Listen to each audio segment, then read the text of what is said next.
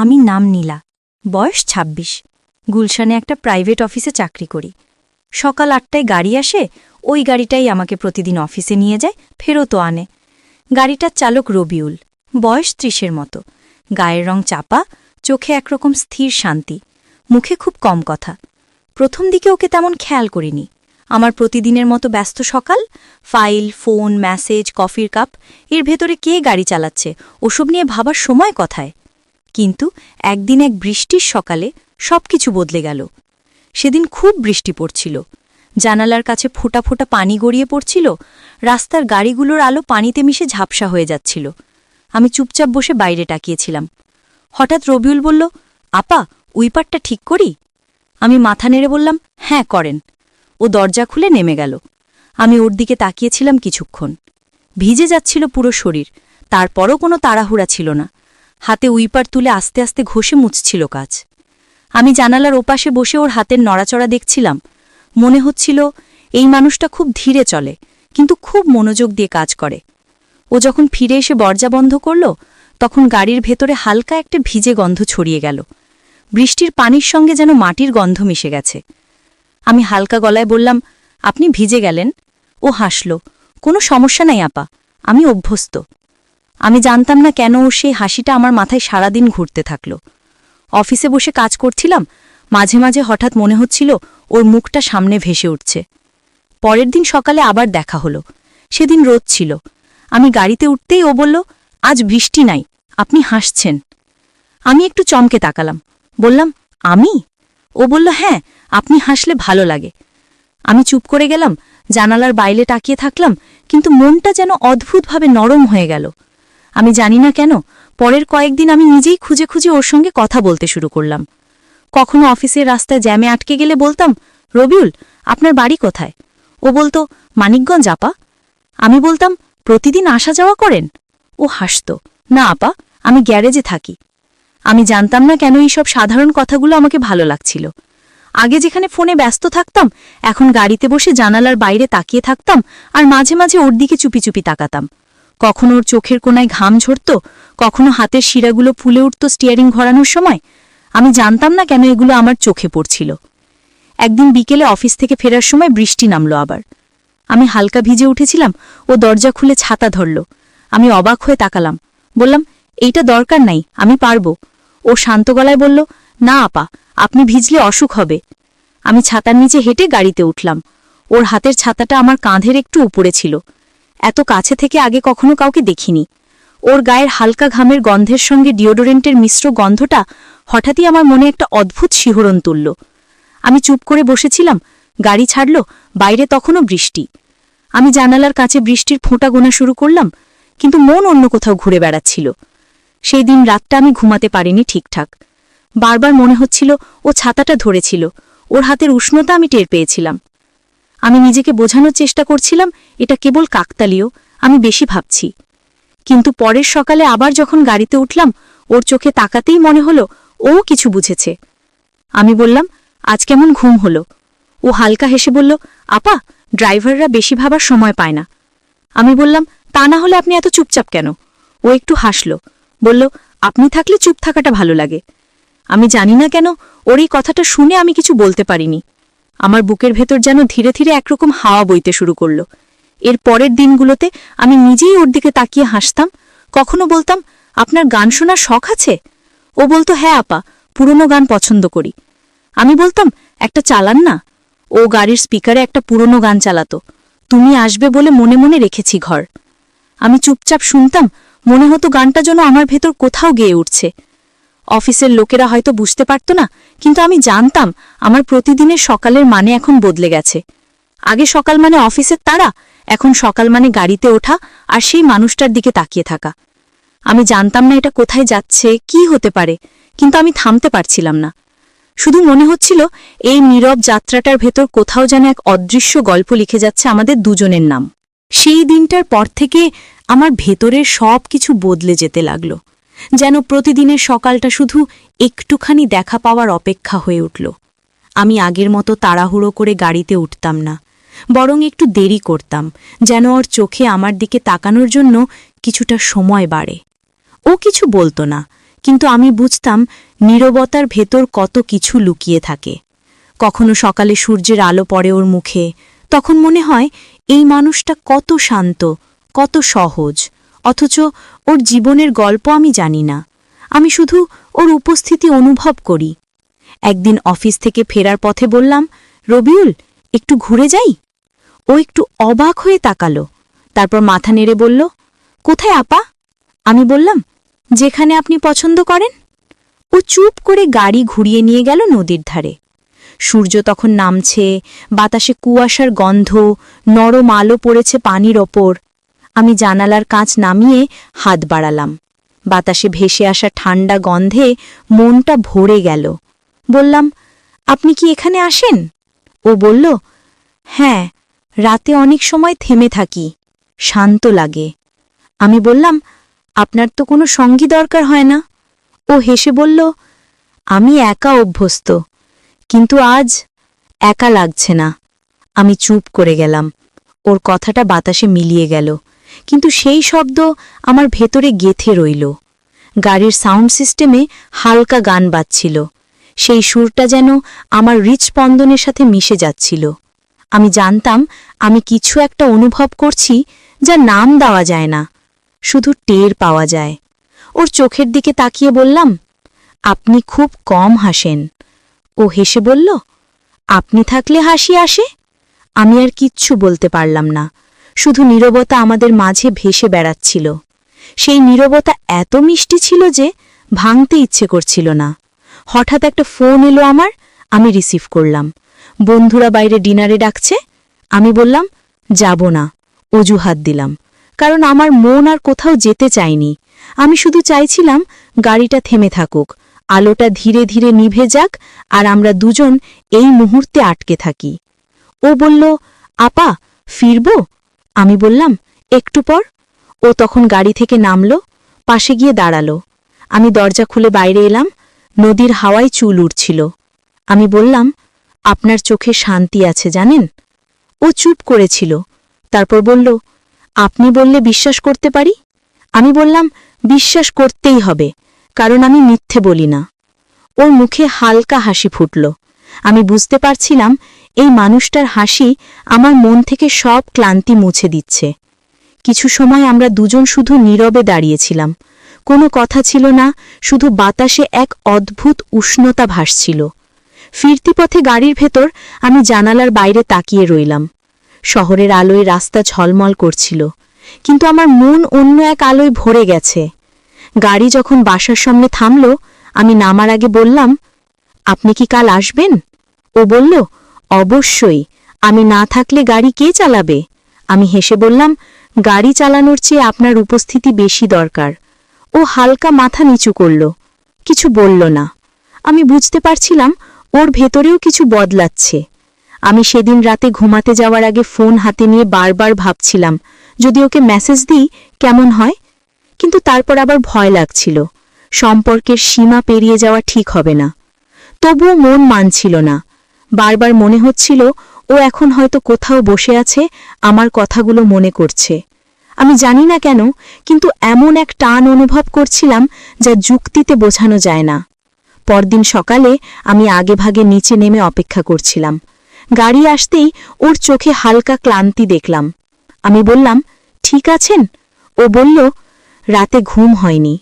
আমি বললাম, কেন? ও শুধু বলল, কিছু ভাবছিলাম। আমি জানতাম সেই কিছুটা হয়তো আমিই। গাড়ির ভেতর নীরবতা ছিল, কিন্তু সেই নীরবতা আজ অন্যরকম। জানালার কাছে ভোরের আলো পড়ছিল, আর আমি মনে মনে ভাবছিলাম, মানুষ কখনো কখনো কাকে ভালোবেসে ফেলে জানতেই পারে না, শুধু একদিন বুঝে ফেলে ও ছাড়া দিন শুরু হয় না। সেই সকালটা আমার জীবনে সেই উপলব্ধির সকাল ছিল। সেদিন অফিসে কাজের চাপ ছিল, তবু মনটা স্থির হচ্ছিল না। জানালার বাইরে তাকিয়ে বারবার মনে হচ্ছিল, এখন হয়তো রবিউল নিচে অপেক্ষা করছে, কখন আমি বের হব। দুপুরে লাঞ্চে বসে থেকেও তার কথাই ভাবছিলাম। বন্ধুরা মজা করছিল, আমি শুধু মুচকি হাসছিলাম। কেউ বলল, নীলা, আজকাল তুই খুব অন্যরকম হয়ে গেছিস। আমি চুপ করে গেলাম, জানতাম ওরা বুঝতে পারবে না। বিকেলে যখন গাড়িতে উঠলাম, তখন বাতাসে হালকা গরম গন্ধ। ও বলল, আজ ক্লান্ত লাগছে। আমি হেসে বললাম, আপনাকেই তো ক্লান্ত দেখাচ্ছে। ও বলল, অনেকক্ষণ গ্যারেজে ছিলাম। আমি বললাম, আপনি বিশ্রাম নেন না? ও হেসে বলল, আপনার মতো আরাম করি না। আমি জানতাম এটা মজা করে বলছে, কিন্তু সেই কথায়ও একটা যত্নের সুর ছিল। আমি বললাম, ঠিক আছে, কাল সকালে আমি চা বানিয়ে দেব। ও অবাক হয়ে বলল, আপনি? আমি হেসে বললাম, হ্যাঁ, একদিন তো আপনার জন্য কিছু করতে পারি। ও চুপ করে গেল, হয়তো বুঝে ফেলেছিল আমি শুধু কথার ছলে বলছি না, সত্যি ওর জন্য কিছু করতে চাই। রাস্তায় তখন যানজট, চারপাশে হর্নের শব্দ। আমি বললাম, আপনি এসব শব্দে বিরক্ত হন না? ও বলল, না, এখন অভ্যস্ত। আমি বললাম, কিন্তু আমি পারি না। ওর দিকে তাকিয়ে বললাম, আপনি থাকলে যেন সব শব্দ থেমে যায়। ওর চোখে হালকা বিস্ময়। আমি মুখ ঘুরিয়ে জানালার বাইরে তাকালাম। নিজের কথায় নিজেই লজ্জা পেলাম, তবুও মনে হচ্ছিল কিছু কথার আর লজ্জা থাকা উচিত না। কিছু অনুভূতি এত নিখাদ যে লুকিয়ে রাখলে অন্যায় হয়। পরদিন সকালে সত্যিই চা বানালাম। দুটো থার্মোসে ঢেলে একটাই দিলাম ওর জন্য। গাড়িতে উঠেই বললাম, এটা আপনার জন্য।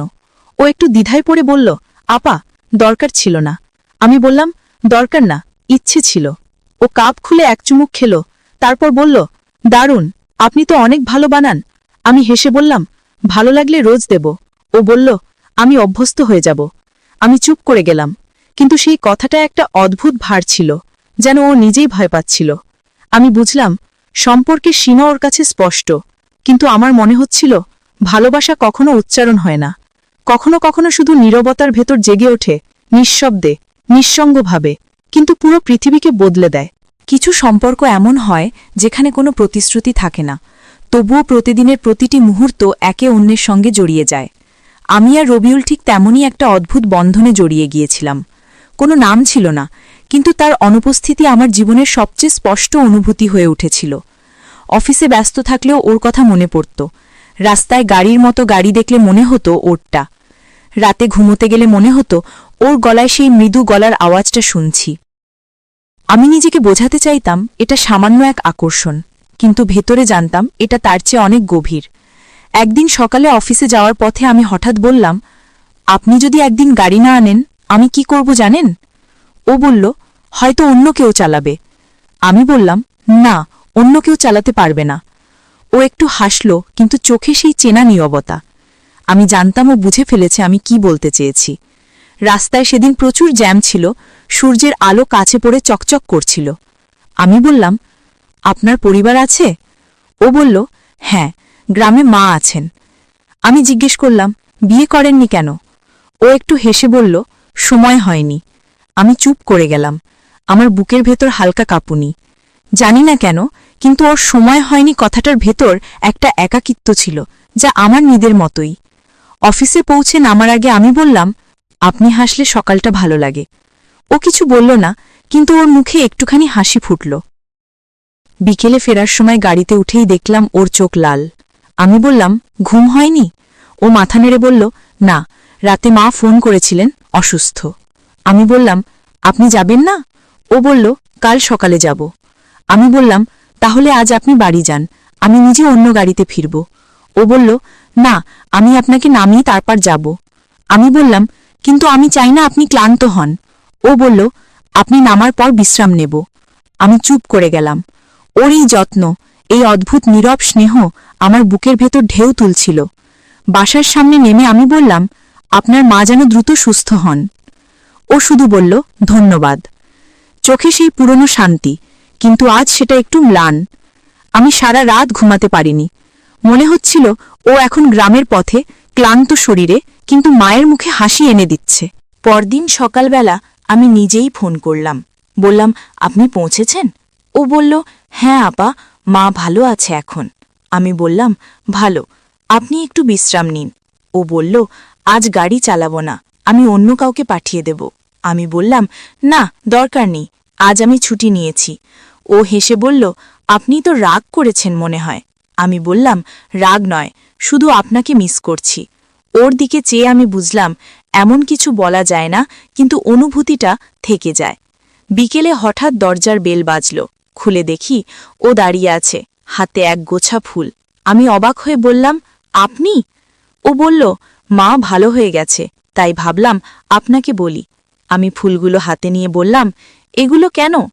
ও হেসে বলল, আপনার হাসির জন্য।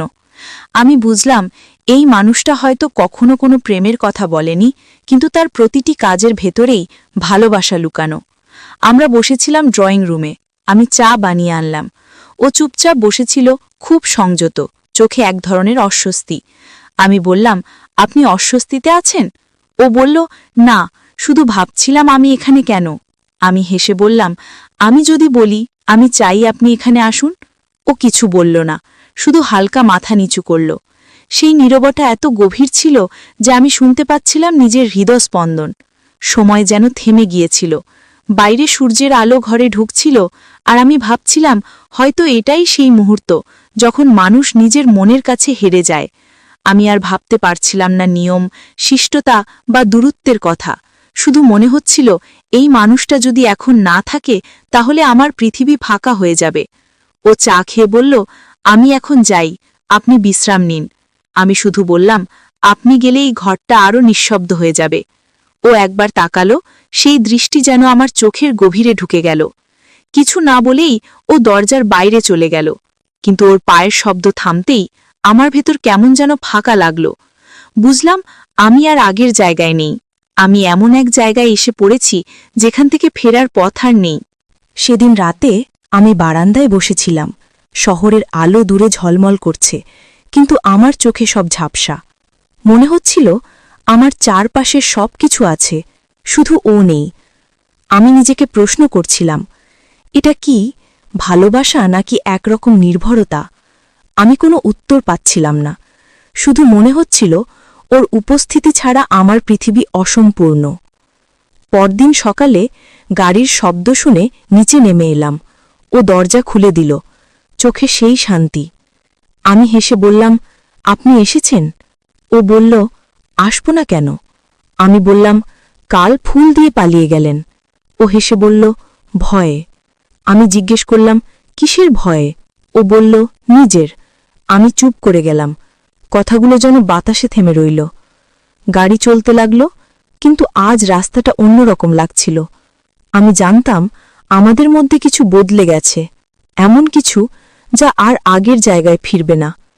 অফিসে পৌঁছে নামার সময় বললাম, আপনি থাকবেন? ও বলল, হ্যাঁ। আমি বললাম, বিকেলে একসাথে কফি খাবেন? ও একটু ভেবে বলল, ঠিক আছে। বিকেলে আমি ক্যাফেতে গিয়েছিলাম। ও একটু পর এলো, সাদা শার্ট, চুপচাপ মুখ। আমি বললাম, আপনি এখানে অস্বস্তি বোধ করছেন? ও বলল, একটু। আমি হেসে বললাম, তাহলে চোখ বন্ধ করুন, আমি তো আছি। ওর মুখে একটুখানি হাসি ফুটল। আমি দেখলাম ও হাসলে আমার পুরো দিনটা আলোকিত হয়ে যায়। আমরা চুপচাপ বসেছিলাম। মাঝে মধ্যে ওর চোখে তাকাচ্ছিলাম, আর মনে হচ্ছিল পৃথিবীতে এমন মানুষও আছে যারা কিছু না বলেই আপনার ভেতর সব বুঝে ফেলে। কফি শেষ হলে আমি বললাম, আপনি জানেন আমি আগের মতো নেই? ও বলল, জানি। আমি বললাম, আপনি কিছু বলেন না কেন? ও বলল, ভয় পাই। আমি জিজ্ঞেস করলাম, কিসের ভয়? ও বলল, আমি জানি এই পথের শেষ প্রান্তে হয়তো আপনি থাকবেন না। আমি বললাম, তবুও পথটা হাঁটা তো যায়। ওর চোখে তখন এক অদ্ভুত আলো। আমি বুঝলাম আমরা দুজন একই জায়গায় দাঁড়িয়ে, শুধু সমাজের অদৃশ্য দেয়ালটা আমাদের মাঝে। গাড়িতে ফেরার পথে বাতাসে সূর্যাস্তের গন্ধ।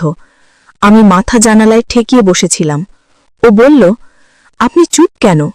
আমি বললাম, ভাবছি যদি আমি একদিন আপনাকে হারিয়ে ফেলি তাহলে কি হবে? ও বলল, আপনি চাইলে আমি হারাবো না। আমি হেসে বললাম, হারানোটা তো আমাদের হাতে থাকে না। গাড়ি থেমে গেল। রাস্তায় হালকা বাতাস বইছে। আমি বললাম, একদিন আমি আপনাকে কোথাও নিয়ে যাব, কোনো জ্যাম থাকবে না, কোনো শব্দ না, শুধু আমরা। ও তাকিয়ে বলল, আপনি কি সত্যিই চান? আমি বললাম, হ্যাঁ। ও বলল, তাহলে একদিন চলে যাব, কিন্তু আপনি রাজি থাকবেন? আমি চুপ করে তাকিয়ে রইলাম। জানি না ওর কথায় কি অর্থ ছিল, কিন্তু মনে হচ্ছিল ও হয়তো বলতে চায় ভালোবাসা কখনো পূর্ণতার জন্য নয়, শুধু অনুভবের জন্য। আমি চোখ নামিয়ে বললাম, আমি রাজি, যত দূরই যাওয়া হোক আমি থাকব। ওর মুখে শান্ত এক হাসি। তারপর গাড়ি আবার চলতে লাগল। আমি বুঝলাম আমরা দুজন এমন এক পথে হাঁটছি যেখানে কোনো প্রতিশ্রুতি নেই, কিন্তু প্রতিদিন একে অন্যের উপস্থিতি আমাদের বাঁচিয়ে রাখছে।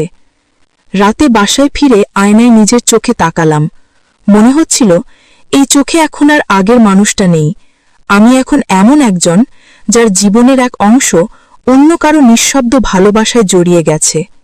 আমি আলো নিভিয়ে শুয়ে পড়লাম, কিন্তু ঘুম এলো না। শুধু মনে হচ্ছিল ওর কণ্ঠস্বর যেন আমার চারপাশে ভেসে বেড়াচ্ছে, আপনি থাকলে আমি হারাবো না। সেই একটা বাক্য যেন বারবার মনে বাজছিল। আমি চোখ বন্ধ করেই জানতাম আমি ওর কাছেই আছি, যত দূরেই থাকি না কেন।